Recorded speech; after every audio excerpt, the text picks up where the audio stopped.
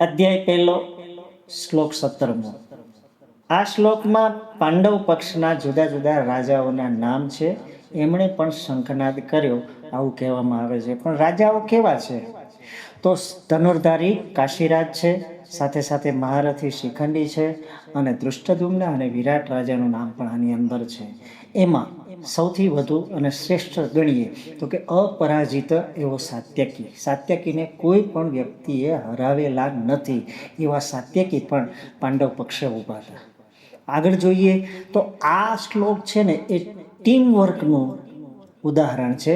Team વર્કનો અને કોઈ પણ નાની કે નબળી વ્યક્તિનો પણ સ્વીકાર કરવો એવું આ શ્લોક જણાવે છે। સૌથી પહેલું જોઈએ તો લક્ષ્ય બધાનું એક છે, આવડત બધાની જુદી જુદી છે। કાશીરાજ છે એ શ્રેષ્ઠ ધનુર્ધારી છે અને સાથે સાથે મહારથી તરીકે શિખંડી છે।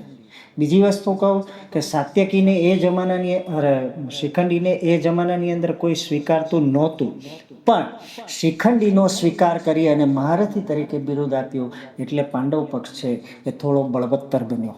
ત્યારબાદ એક વસ્તુ કહીએ કે જૂનવાણીને છોડી અને નવી વસ્તુ અપનાવવાની, કારણ કે શિખંડી એ સમયની અંદર સ્વીકાર્ય નહોતો।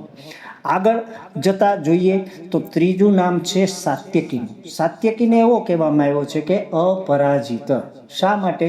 સાત્યકીને કોઈએ પણ હરાવેલો નથી, એવો અપરાજિત એવો સાત્યકી છે, એ પણ પાંડવ પક્ષે ઊભો છે। એમણે પણ બધા લોકો સાથે મળી અને ક્રમશઃ શંખનાદ કરે છે એવું આ શ્લોકની અંદર કહેવામાં આવે છે।